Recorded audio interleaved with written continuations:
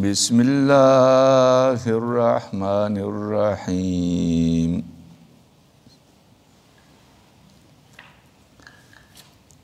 تلك الرسل فضلنا بعضهم على بعض منهم من كلم الله ورفع بعضهم درجات تلک دغا الرسول رسولان دی فضلنا فضیلت ورکړو منګه بعضهم بعض دا غلرا علی بعضن په بعضو باندې منهم بعض ردیونا من هغه څوک دی کلم الله چې خبرې کړې وي الله د هغو سره ورفع بعضهم درجات او پورته کړو الله بعض دا هنرا درجات درجه وآتینا اور کڑو منگا عیسی ابن مریم عیسی ابن مریم تا البینات دلائل واضحہ وآیدناہ تائید کڑو منگ داغو بروح القدس پر روح فاک سرا ولو شاء الله کچرت اراده وید الله مقتتل الذین نقتال بنوے کڑے الذین خلقو من بعدهم چورست داغونو من بعد ما ورستنانا جاءتهم البینات چراغ لواغوتا دلائل واضحا ولیکن اختلفو لیکن دی خلقو اختلاف کڑیو پمنهم بعض ردیونا من هغه څوک دی آمنا چې ایمان راوړو ومنهم او بعض داغونا من هغه څوک دی کفاره چکو پرې کړو ولو شاء الله کچرته اراده وی د الله تعالی مقتتلون او بقتال نه وکړي ولكن الله تعالی يفعل كما هغه يريد چې اراده یې د الله د دې آیات د مخکینی آیاتونو سره مناسبت داري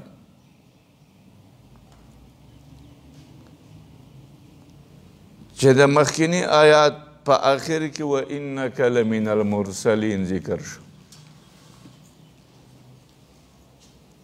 چې بشک ته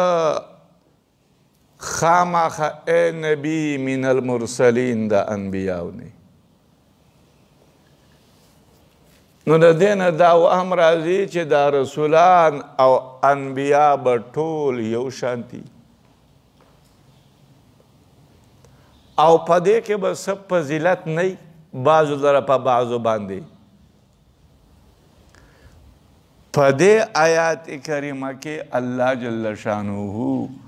د رسولانو په مابین کې فضیلت ذکر کوي او الله جل شانه وایي چې بعضو لرا منگا پا بعضو باندی فضیلت ورکڑے دے دا رسولان ټول برابر ندی بعضی افضل لی دا بعضو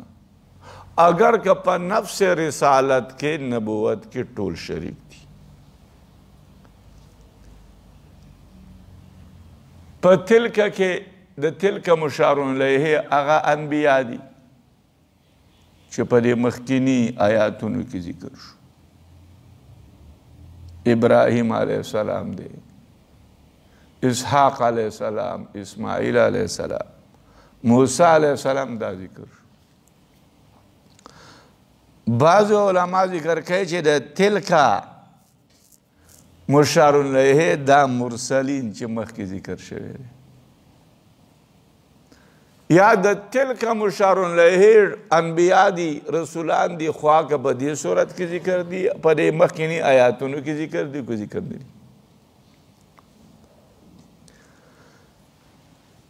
پکار داو چې ذالک الرسول ویلې رسول تلکه ول راول علما دا هغې نه جواب کوي چې په د تلک مشار الیه خو رسولان ډیر دی او هغه جمع ده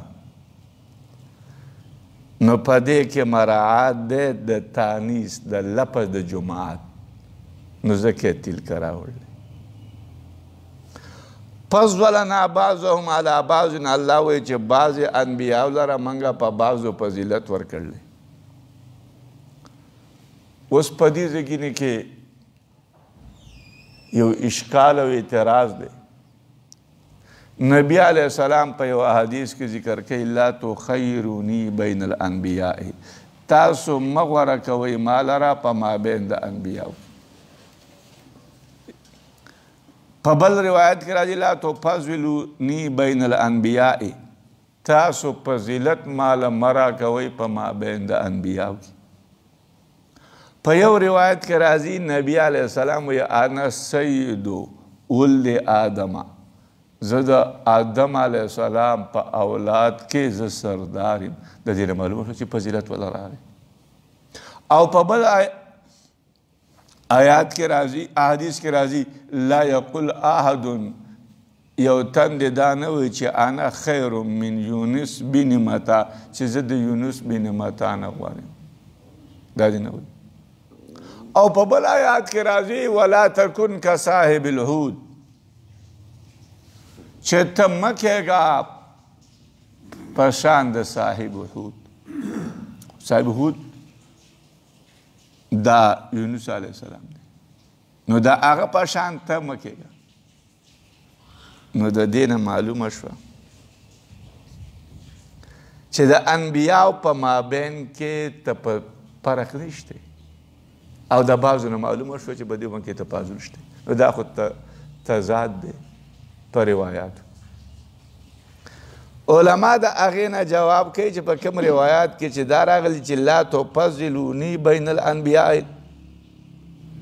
نو د دې مطلب دا دی چې تاسو په عمل کې، په امتحاناتو کې، په بلاو کې، مصیبتونو کې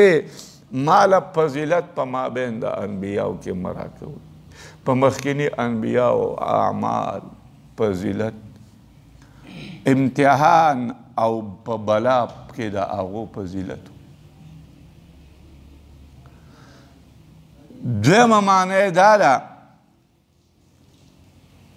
چې رسول علیه السلام دا چې ویلي چې لا تفضلونی بین الانبیاء، نو د دې مطلب دا دی چې تاسو په دې کار او په دې خبره کې منع نه وځئ چېرې دا نبی افضل دی او دا غیر افضل دی او دا دی. ځکه چې دا مبزي کېږي دې ته چې بعضو انبیاو تنخیص به راشي. نو د انبیاو په مابین کې بعضو لرا په بعضو باندې فضیلت مه ورکوي. دې کار کې منع نه ول. بعضو علما ذکر کوي چې لا تخیرونی بین الانبیاء، چې تاسو په خپل رای، په خپل اجتهاد سره په مابین د انبیاو کې بعضو له په بعضو فضیلت مه ورکوئ، ځکه چې دا مسله خو د رای او د اجتهاد نه ده. نو په خپل رای سره بعضې انبیاو له په بعضو باندې تاسو تر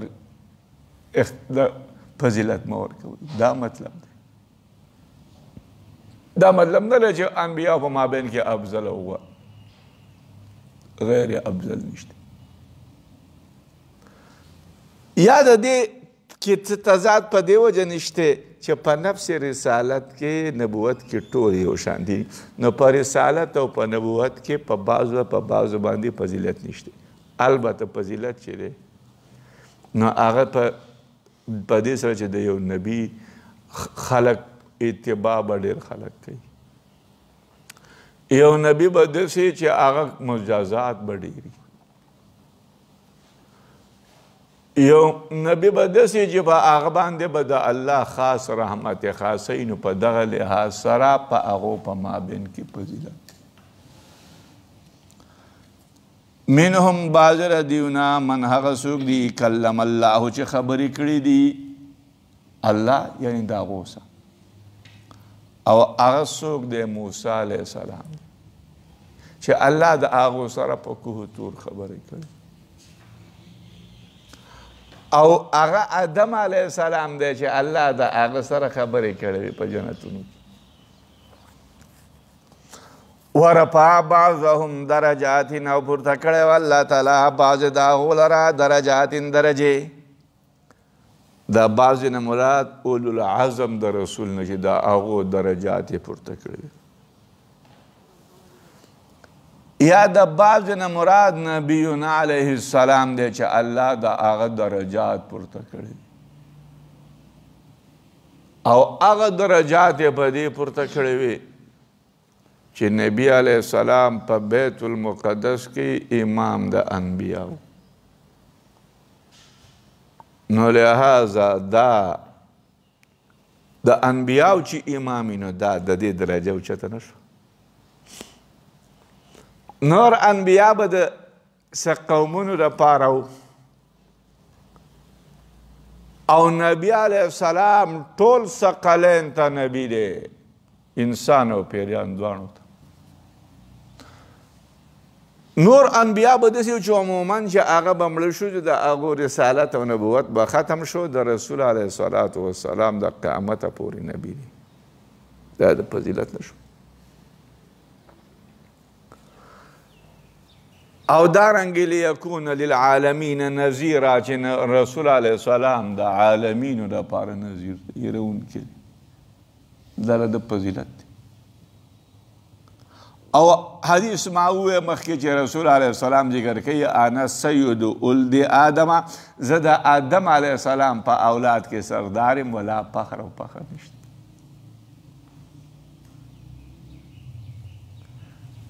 په ورځ د قیامت باندې به رسول علیه الصلاة والسلام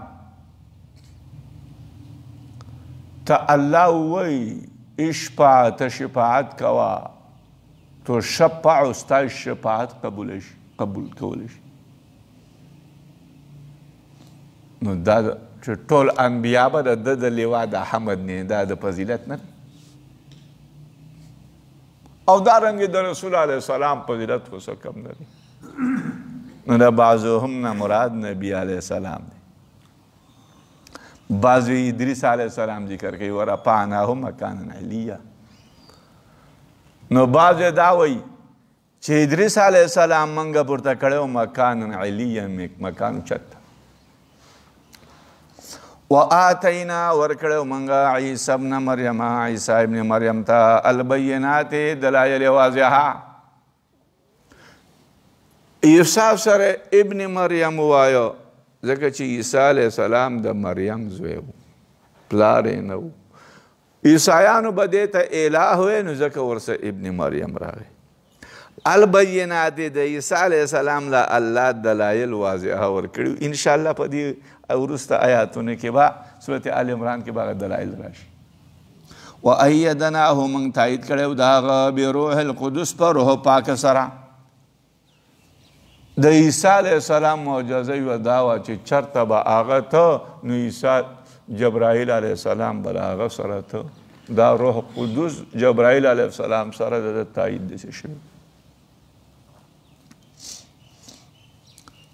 ولو شاء الله ما اقتتل الذین من بعدهم یو په دې ځای کې مقتتل دلته راغی بیا وروسته ذکر کوي ولو شاء الله ما اقتتلوا نو دا خو تکرار دی علما دا هغې نه جواب کوي چې تکرار نشته اول مقتتل یا خو تاکید دی یا اول مقتتل الذین من بعدهم د دې مطلب دا دی مقتتل چې دغلته قتال د مخکیني امتونو ذکر دی او په دې وروسته کې ولو شاء الله کې اراده وی د الله مقتتلو نو دې امت به قتال نه وی کړی په خپل منځ کې یا ولو شاء الله کې اراده وی د الله تعالی مقتتل الذین نو د دغه قتال نه قتال شرعي دی او ولو شاء الله د دې وروسته د الله خوښه وی مقتتلو نو دیو به قتال نه وی کړی نو په دې ځایونو کې پر دویم کې د هغه قتال کولو یو سبب ذکر کیږي چې هغه اراده د الله ده لکن الله یفعل ما یرید اراده د الله یې ځکه دی قتال کوي دا مطلب یا ایها الذین آمنو ایمان ولو انفقوا خرج کوئ تاسو مما دا غنا رزقناکم چې موږ رزق درکړو تاسو ته من قبل مخکې ان یاتي یوم چې مخکې د راتلو د ورځ نه لا بیع فیه چې نه به بیع په دې ورځ کې ولا خلة او نه دوستي ولا شفاعة او نه شفاعت والکافرون او کافران هم دي والظالمون ظالمان دي. انفقوا خرج کوئ په مخکینی آیاتونو کې خو مقتتل قتال ذکر شو او قتال محتاج جهاد محتاج نفقې ته د مال نه بغیر جهاد نه کیږي.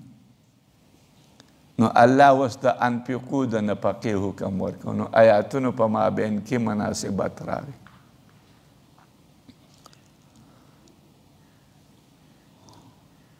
ولا شفاعت او شفاعت بنئ په دې شفاعت باندې به لږ وروسته بحث وکړو.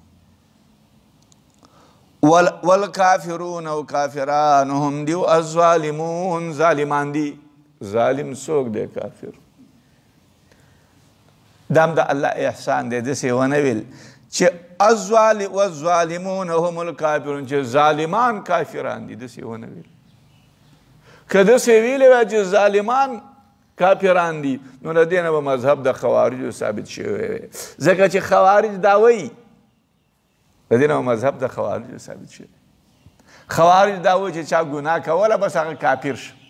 نو کافران داسې وایي چې کافران ظالمان دي نو چې چا بیا ظلم خو ګناه ده چې ګناه یې کوله کافر کوي. داسې الله ونه ویل بلکې ویل چې کافران دا ظالمان دي. داسې ونه چې ظالمان کافران دي. الله تعالی لا اله نشته لایق د عبادت الا هو مگر یو الله دی. الحی باقی دی نه مړ کیږي. القیوم قایم دی په امور د خلایقو باندې. لا تاخذوه ننسی الله تعالی لرا سنة خوب پرکالی ولا نوم او نه خوب. له خاص د الله لپاره هغه سړي چې په اسمانونو کې دي او هغه سړي په الارض چې په ځمکه کې دي. من ذا الذي څوک دی هغه یشفع عنده چې شفاعت وکړي هغه عنده په نزد د الله الا مگر هېڅوک نشته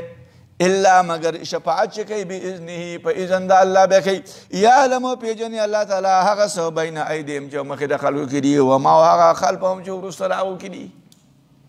ولا یحیطون او احاطه نه کوي دا خلک بشیء په څه شي باندې من علمه د علم د الله نه الا مگر بما شاء مگر هغه شاء چې اراده د الله وي چې ورویښي چاته څه شی. وسع پراخه کرسیو کرسی د الله تعالی السماوات اسمانونو ته والارض ځمکه ده. ولا یؤوده او نه ستړی کوي نه ثقیل کوي الله لرا حفظهما حفاظت د دې اسمانونو او د ځمکو. وهو الله تعالی العلی علی شان دی العظیم لوی دی. الله لا اله الا هو. په مخکینی آیاتونو یې کافران ذکر شوي دا ظالمان دي. اوس الله لا اله الا هو په دې ځای کې مناسب دا وه چې د عقیده صحیحه ذکر شي. نو الله لا اله الا هو کې عقیده صحیحه ذکر کیږي چې کافر ظالم شو نو د مسلمان عقیده به صحیح. کافر چې ظالم دی نو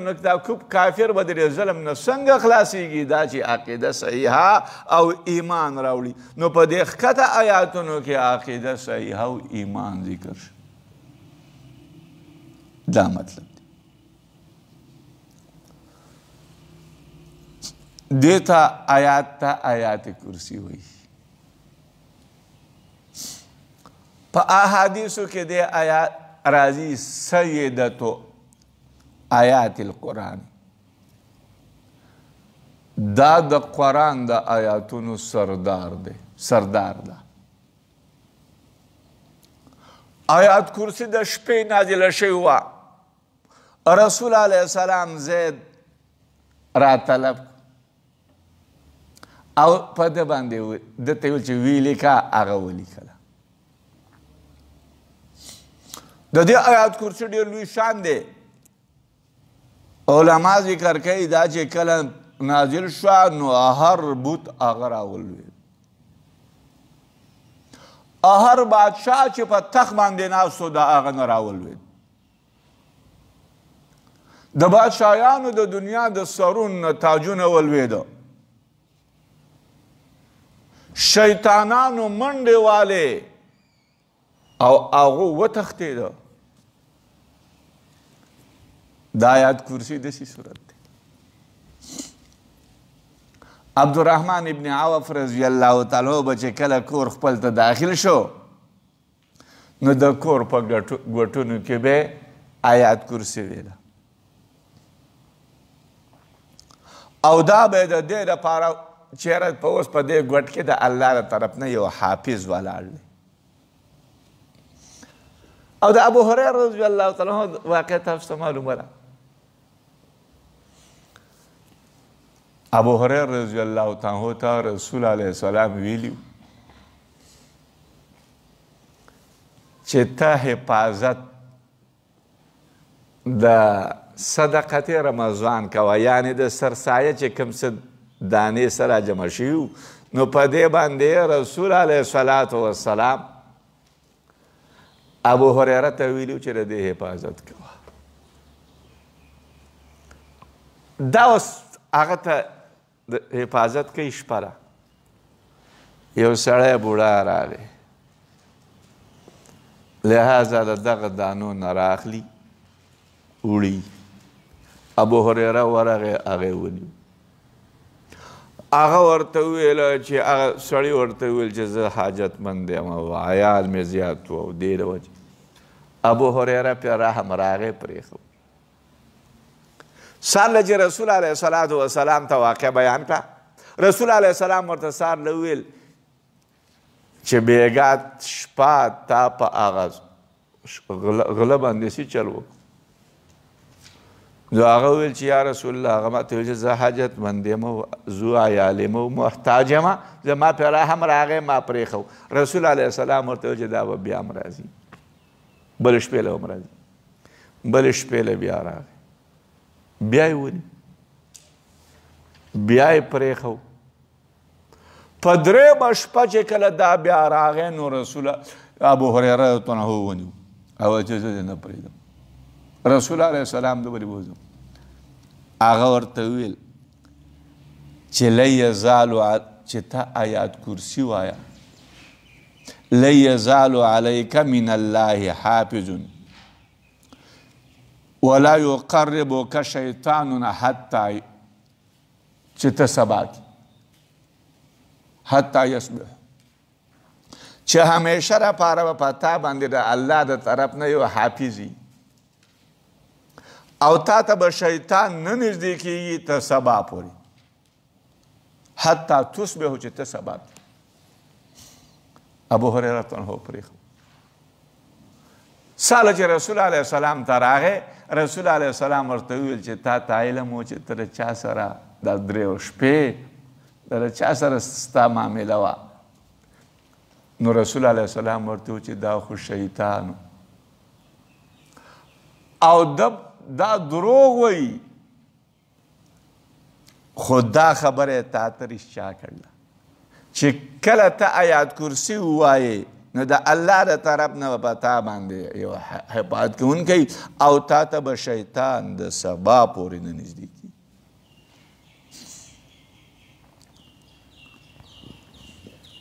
عمر رضی الله تعالی عنه په یوه موقع کې شیطان هغه له راغی عمر رضی الله تعالی شیطان ونیو لہذا شیطانم عمر رضی الله تعالی راړته عمر شیطان راړته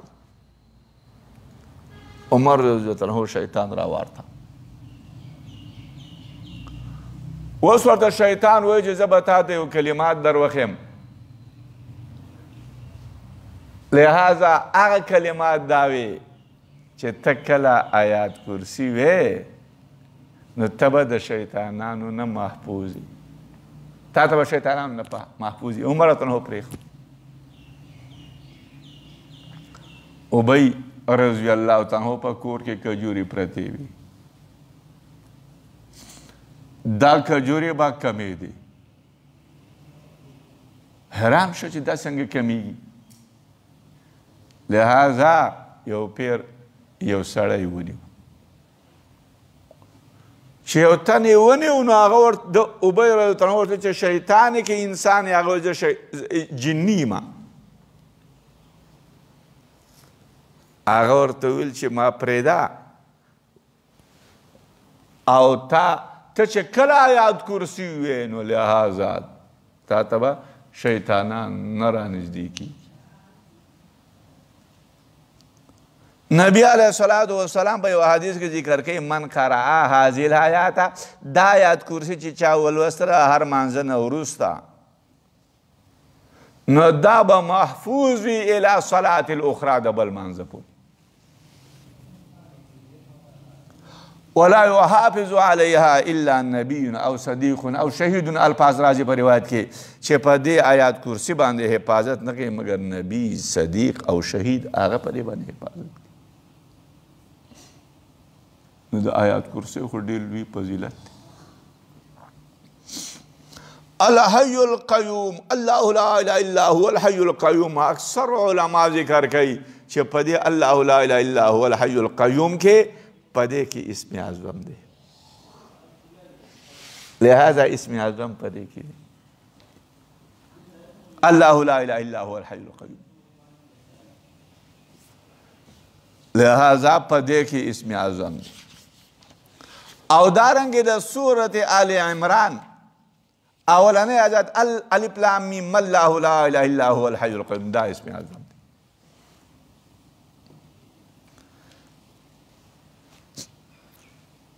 عیسی علیہ السلام به چې کله مړی را ژوندي کول نو هغو ته به یې ویل یا حی یا قیوم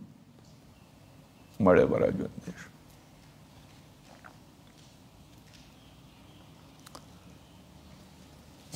بني اسرائیل موسی علیہ السلام ته ویل چې موږ ته اسم اعظم را وښایه موسی علیہ السلام ورته ویلي الهیا شرعیا دا عبری الفاظ دی الہین شرعین مطلب دا چې یا حی یا قیوم اصب بن برخا هغه چې د بلقیس تخ د سترګې په رب کې سلیمان علیه السلام ته را حاضراو نو هغه دا وویل چې یا حی یا قیوم دا اسم اعظم دی د دې معنی سره معنی کې د ډېر اقوال یا حی یا قیوم حی القیوم چې الله دائم الوجود دی القیوم چې قایم بذاته دی القیوم چې عالم دی په امور باندې القیوم چې قایم دی حافظ دی هر شي لره القیوم چې قایم دی په هر نفس بما کسبت القیوم هغه ذات دی چې نه زایله کیږي او نه زایله کیږي نه طاقت ختمیږي دې ته قیوم لا تأخذه سنة ولا نوم ننسي دلره پرکالی ولا نوم او نه خوب سینه پرکالی ته وایي دې کې ترقي د ادنا د اعلی سینه مخکې ذکر که ځکه چې پرکالی پې نه راځي و د پرکالی نه لوی شی خوب دی خوب هم پې نه راځي نو دې ته ترقي د ادنا نه وایي اعلی ته چې اول به ادنا شی ذکر کوي بیا به اعلی ذکر دا به پرکالی په الله نه راځي نه پې خوب راځي داسې ذات دی الله نه پې پرکالی راځي نه پې خوب موسی علیہ السلام نه بني اسرائیلو تپوس وکړو چې الله تعالی باندې پرکالی خوب راځي الله ودکی الله جل شانه فرشتو ته ویل چې موسی علیہ السلام یو درې شپې خوب ته پرې نه رهي چې وده نه شي په درېیمه ورځ ولا الله جل په شپه ونیوله شیشې په لاس کې راواغېستې اوس دا وده کېږي لهذا شیشې ته وخوځېږي یو شیشه ته ولوېده ماته شو بله شیشه ته ولوېده ماته شو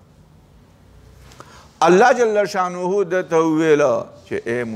موسی که چېرته زه وده کېدی نو دا ځمکې او دا اسمانونو دا نظام دا به بحال نه وی پاتې شوی لهذا لکه ستا په لاس کې چې دا شیشې وي دا ستا نه ولوېدي نو الله جل شانه باندې خوب نه راځي خوب خو عیب دی لهذا الله سبحان الله منزه ذات دی خوب پر کالی په الله نه راځي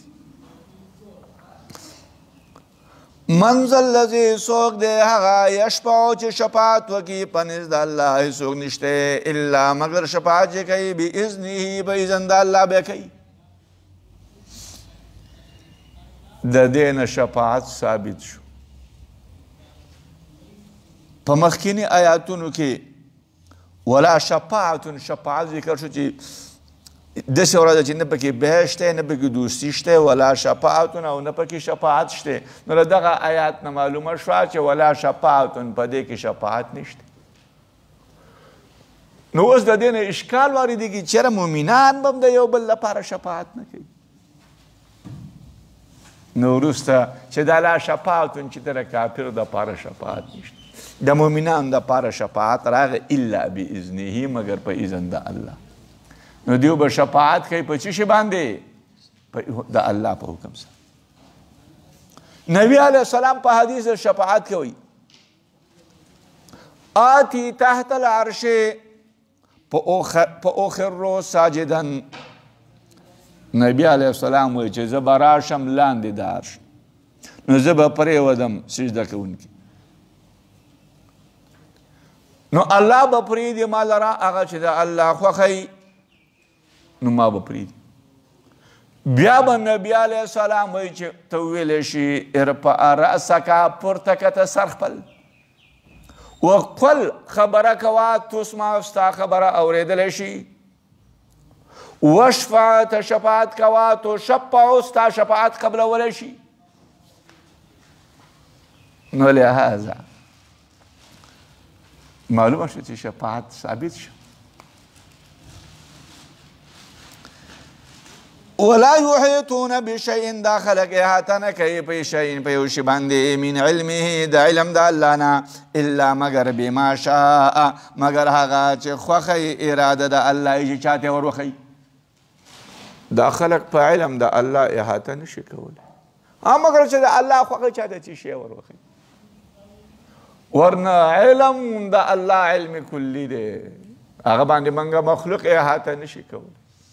زمونږ علم جزئیات دی جزئی دی الله خوښه شي موږ له علم راکړي دا مطلب وسع پراخه کرسیو کرسی د الله السماوات اسمانونو ته والارض او ځمکې ته کرسی د الله علما ذکر کوي چې مراد د کرسی نه موضع د قدمینو دی موضع د قدمینو داتې مراد دی سمد الله په عرش دی موضع د قدمینو د خپو د ایښودلو ځای هغه د الله کرسی ده او په احادیثو کې راځي چې وله اطویتن که اطویت الرحل چې دا کرسی باندې چې د الله خپې پرتې څنګه چې مناسبي زموږ د عقل نه بار خبره ده نو د دې لپاره داسې چغارې لکه چې یو نوې کجاوی او هغه د ثقل او د بوج د وجې نه هغه چغار بعض علما ذکر کوي چې د کرسی د الله نه مراد قدرت د الله دی علم د الله دی مراد دی ابو ذر غفار رضی الله تعالی عنہ جمال جی یا رسول الله ما څه شی دی انزل علیک اعظم چې نازل شوی دی په تا باندې لوی شی په تا څه شی نازل شوی نو نبی علیه السلام وفرمایل چې آیات کرسی ده بیا رسول علیه السلام چې دا اوه اسمانونه او اوه ځمکې چې داسې خوارې کړي اوه اسمانونه اوه ځمکې داسې خوارې کړي او د دې نسبت کرسۍ ته وکړي نو دا داسې نسبت دی لکه یوه حلقه چې ارتولی شوي په ځمکه بیابان کې په ځمکه بیابان کې یوه حلقه ارتولی شوي د هغې نسبت دې ځمکې ته وکړي نو چې یوه حلقه را د هغې نسبت دې ځمکې ته وکړي نو دا ځمکه هیڅ نسبت نشته دغه شان دا اوه اسمانونه او اوه ځمکې چې وخورې خورې کړي نو لهذا او دا خورې شي د دغو نسبت کرسۍ ته داسې دی لکه یوه حلقه په ځمکه کې پرته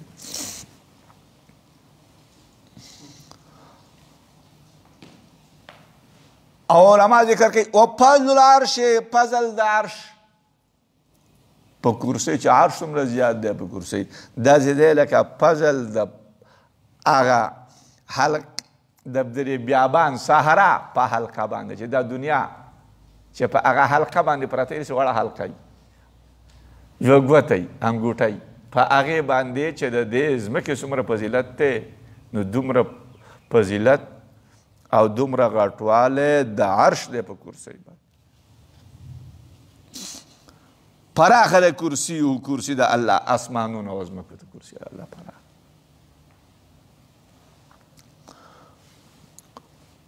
لا اکراه فی الدین قد تبین الرشد من الغی لا اکراه باندې آیات کرسی ختم شو بعض علما ذکر کوي چې دا ختم شوی ده اولئک اصحاب النار هم فیها خالدون د دغه ځای پورې آیات کرسی ده خو دا خبره صحیح ده په والعلی العظیم باندې آیات کرسی ختم شو لا اکراه نشته زبردستی په دین په دین کې قد تبینا پتا خسرا واضح شوی دا الرشد هدایت من الغی د گمراهی نه فمن یکفر بالطاغوت پس هغه چا چې کفر وکړ هغه بالطاغوت په شیطان باندې ویؤمن بالله او ایمان راوړ هغه بالله په الله باندې فقد استمسک نو پتا خسرا منګول لګول هغه بالعروة په کړۍ الوثقا مضبوطه باندې لن پیسو عملها چې نشته شته دل هغه کړی لره والله الله تعالی سمین اوریدونکی دی العلیم علیم دی لا اکراه فی الدین د دې جملې د مخکینو سره مناسبت دار چې مخکینه جمله کې د الله جل شانه شان عظمت لوی لوی صفات ذکر شو اوس د دې چې د الله لوی لوی عظام صفات ذکر شونه د انسان پر زړه کې دا راځي چې دغه ذات ته زه متوجه شم او په دغه ذات پورې زه یو قسم ونښلم او دغه ذات ته څه زه محبت وکړم د الله لوی لوی صفات ذکر شو اوس الله ته چې ته تقرب حاصلې الله ته چې ته نږدې کېږې نو هغه دا دی چې د الله په دین شریعت باندې عمل کې نو په دې کې وهم دا راتله چې یاره دین او اسلام کې به سړی په زور څه داخلې او په زور او زبردستۍ به اسلام ته خلک را طلب کې نو الله دا آیات نازل کړه چې نه لا اکراه په دین په دین او په اسلام کې اکراه نشته په زبردستی باندې دا نه چې خلک به اسلام کې داخل کړه دا مطلب دی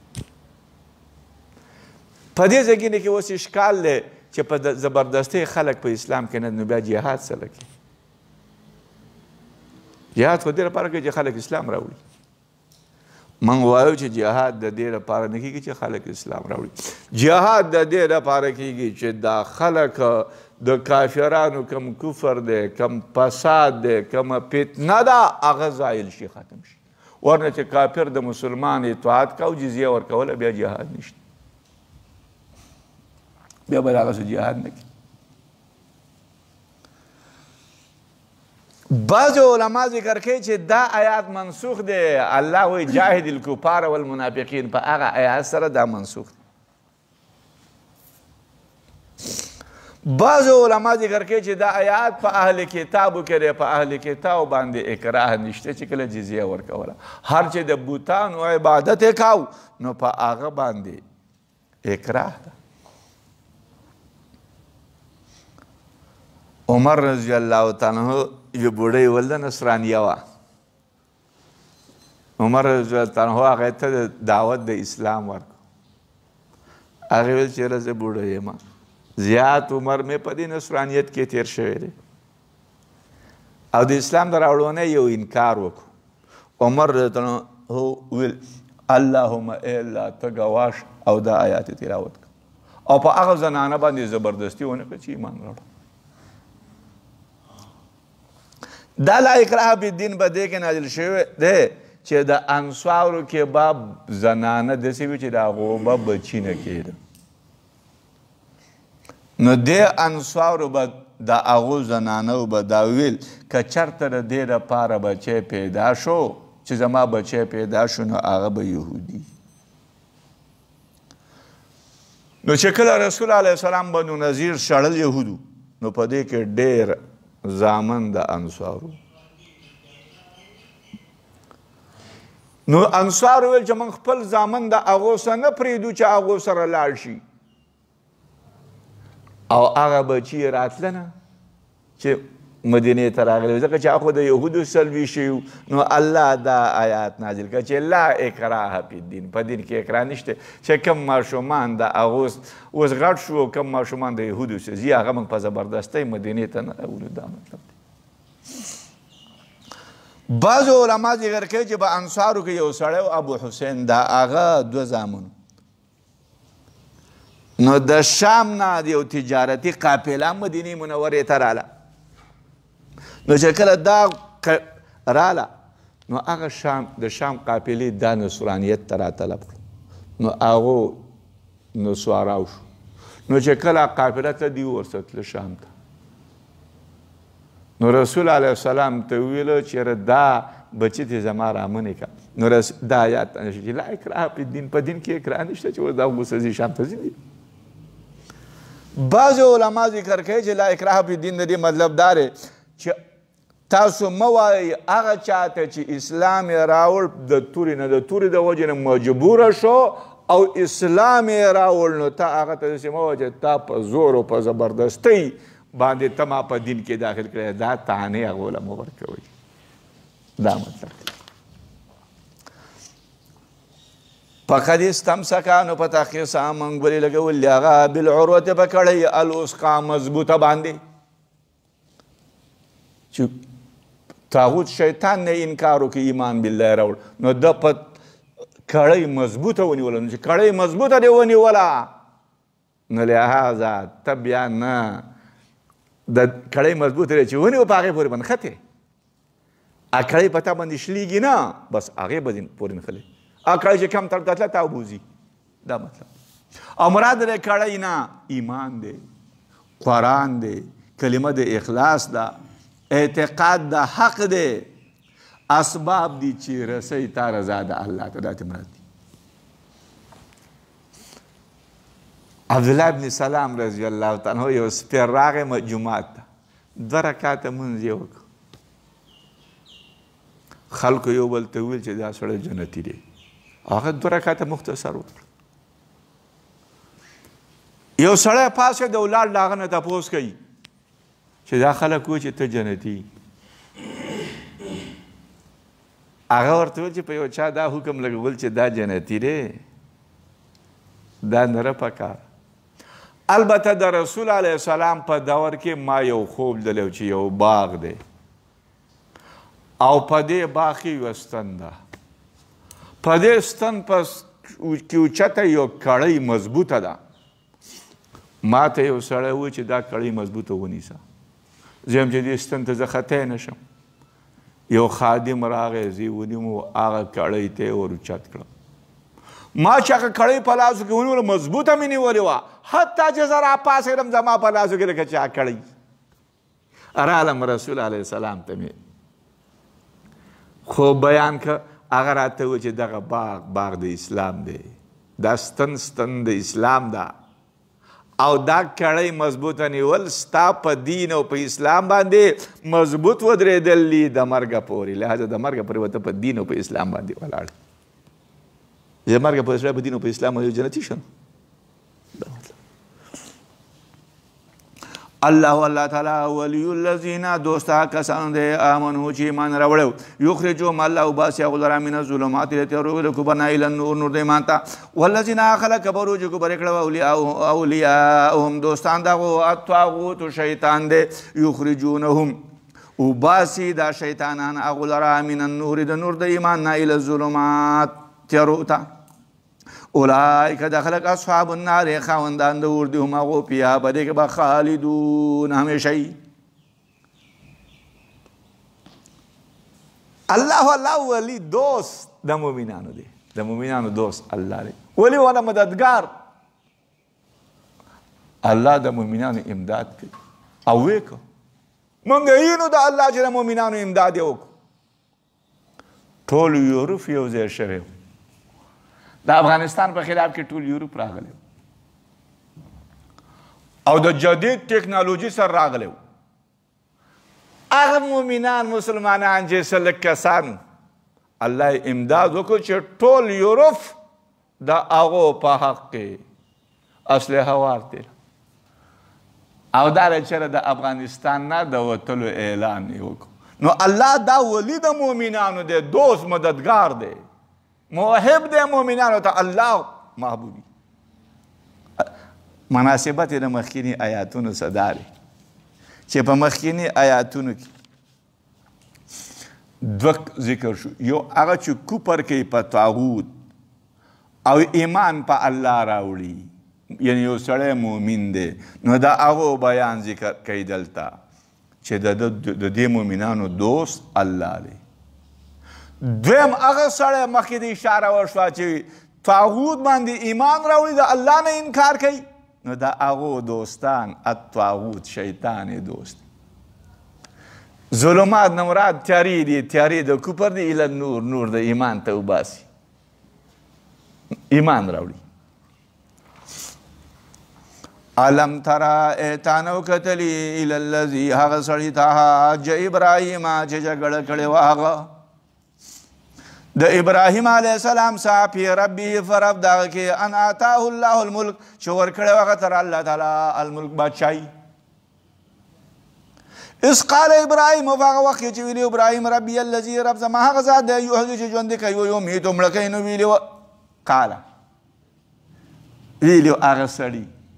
انا ذا اوحي ژوندی کوم و امیت مړه کوم. قال ویلي ابراهیم فان الله بشک الله تعالی یأتی راتلکی بالشمس په نور باندې د مشرق نه، نو ته راتله وکړه په دې باندې د مغرب نه. فبهت الذي کفر، نو حیران شوی و هغه سړی کفر چې کفر یې کړی. والله الله تعالی لا یهدي القوم الظالمین، هدایت نه کوي الله تعالی قوم ته هغه قوم الظالمین چې ظالمان دي. آیات ته وګورئ. علم د دې علم تر الی الذی حاج په مخکینی آیاتونو کې دوه قسمه خلک ذکر شو. یو هغه خلک دی چې د هغو دوست مؤمن الله دی، هغه مؤمنان دي. دویم هغه خلک دی چې د هغو دوستان طاغوت شیطان دی، هغه کافر دي. اوس په لاندې آیاتونو کې یوه قصه ذکر کوي، یو مثال ذکر کوي چې د الله دوست چې څوک دی هغه به غالب وي د شیطان په دوست. د شیطان زور کافر دی، د الله دوست مؤمن دی، مؤمن به غالب وي په کافر باندې. دا د ابراهیم علیه السلام او د نمرود په مابین کې بحث مباحثه راله. غالب پې څوک شو؟ ابراهیم علیه السلام. د ابراهیم علیه السلام او د نمرود په مابین کې الله په ابراهیم علیه السلام غالب وکړ. او هغه سړی چې کافر و نمرود و هغه حیران شو. نو لهذا نمرود حیران شو. نو یو مثال څه واضحه شوه چې دوست د الله مؤمن غالبه دی په دوست د شیطان باندې. او د دې وجې نه چونکې دا منظره د مثال دی، نو د مثال او ممثل په مابین کې مناسبت ډېر زیات نو ځکه یې پکې واو رانه وړ و علم ترې ونه وایه. دا د دې مطلب دی. دا د نمرود په دې آیاتونو کې د نمرود او د ابراهیم علیه السلام په مابین کې بحث مباحث راغله. د نمرود او د ابراهیم علیه السلام په مابین کې مناظره راغله. نو لہذا د دیو په مابین کې مناظره ده. اوس د دې مناظرې دا کله وشوه؟ دا په هغه وخت کې وشوه چې نمرود ابراهیم علیه السلام یې کله اور ته وارتاو. ابراهیم علیه السلام په اور کې و چې د اور نه راووت. نو ابراهیم علیه السلام نمرود ته وایي، نمرود ابراهیم علیه السلام ته وایي چې ابراهیم علیه السلام نمرود ته وایي چې رب زما هغه ذات دی چې ژوندي کوي او مړه کول کوي. نو نمرود وویل چې زم ژوندي کول او مړه کول کوو. نمرود هغه یو سړی د قتل مستحق په جیل کې هغه راخلاص کړ، او بل سړی بې ګناه و هغه قتل کړ چې زم دا مړه کول کوم او ژوندي کول کوم. ابراهیم علیه السلام ورته ویل چې بېشکه الله نور د مشرق نه رابوزي مغرب ته، ته د مغرب نه پیش که، مغرب نه راوله. هغه حیران شو، ځکه خو د خدای دعوه کړې او په بادشاهیان داسې بادشاهان چې په ټوله دنیا یې حکومت کړلی دا څلور دي. د نمرود په ټوله دنیا حکومت کړلی بادشاه. ځکه الله ذکر کوي ان آتاه الله الملک چې بېشکه ورکړی و الله تعالی هغه ته بادشاهي. دویم بخت نصر و چې دم په ټوله دنیا حکومت کړلی. او په مسلمانانو کې سلیمان علیه السلام په ټول دنیا حکومت کړلی او ذوالقرنین. نو نمرود د ابراهیم علیه السلام سره دا بحث مباحثه وکړه. بعض علما ذکر کوي چې کله ابراهیم علیه السلام ورغی بوتان یې مات کړه، نو دیو د هغه نه وروسته ابراهیم علیه السلام نمرود ته پیش شو. دا بحث مباحثه راغله چې ابراهیم زما رب هغه ذات دی چې ژوندي کوي او مړه کوي. په دغه وخت کې راغله. نو دا بحث مباحثه په دې کې بعض علما ذکر کوي چې واقعه داسې وشوه چې نمرود به قحط راغی، نمرود به خلکو له دانې ورکولې د جمع کړې وي. ابراهیم علیه السلام راغی، د ده نه رسد وړي چې کله راغی نو ابراهیم علیه السلام او نمرود میلاو شو. دا واقعه د دیو په مابین کې دا مناظره په مابین د هغو کې راغله. اوس په دې ځایونو کې تاسو وګورئ، اشکال دا دی چې د مناظرې خپل اصول دي. په هغه کې چې یو دلیل پیش کو، نو د هغه دلیل نه به بل دلیل بیا نه پیش کړي، په خپل دلیل به ولاړې. هلته به بل دلیل ته د اول دلیل ستا دا مقابل ستا مات کی ختمی کی زایلی کی. نو چې ابراهیم علیه السلام کله دا ویل چې ربی الذی یحیی و یمیت، نو ویل نمرود چې انا احیی، زم ژوندي کوم و امیت و مړه کوم، زم ژوندي کوم او مړه کوم. نو ابراهیم علیه السلام به په دې باندې ودرېدلی وی چې ته مرګ او ژوند ته نشي کولی. مرګ او ژوند مطلب دا دی چې یو شی ژوندی کول، ته په چا کې روح نشي اړتیلی. نو ابراهیم اسم دغه دلیل فریښود او قال ابراهیم فإن بل دلیل ته لاړ. نو بل دلیل ته ولې ته چې فإن الله یأتي بالشمس من المشرق، دا دویم دلیل پیش. علما د هغې نه جواب کوي چې کله ابراهیم علیه السلام چې ربی الذی یحیی و یمیت، او نمرود ویل چې انا احیی و امیت، زم ژوندي کوم و امید او مړه کوم. نو دا ابراهیم علیه السلام ته معلوم دا سړی غبي دی، دا په خبره نه پوهېږي. مرګ او ژوند دا دی چې جیل نه سړی یو سړی د جیل کې ارتل دی هغه پرېږده دا مرګ دا ژوند دی لہذا هغه ته پته وه دغه بیره نو بل دلیل ظاهر ذکر کړه یا دا ده چې کله په مناظره څوک کوي په هغه کې به مدعا کېږي نو مدعا ابراهیم علیه السلام کېښوده چې ربي الذي یحیی ویمیت زما رب هغه ذات دی چې ژوندي کول او مړه کول کوي نو نمرود ویل هغه مدعا کېښوده چې زه رب یم زه ژوندي کول کوم او مړه کول کوم نو ابراهیم علیه السلام په خپل مدعا باندې دلیل پیش کو چې ان الله یأتی بالشمس من المشرق بېشکه الله راتله کوي په نور باندې د مشرق نه دلیل یې پیش کو رب زما چې په از د مشرق د نور راخېږي نو دا قادر دی په ژوند او په مرګ باندې که ته په ژوند او په مرګ باندې قادر یې نو لهذا خپله مدعا ثابتې نو ته نور د مغرب نه راوخېږه ظهرات شو بعض علما ذکر کوي چې ابراهیم صلی ربي الذي یحیی و یمیت قال ابراهیم فإن چې رب زما ژوندي کول کوي نو کوم ذات چې ژوندي کول کوي او مړه کول کوي نو هغه پر ټول عالم کې تصرف کوي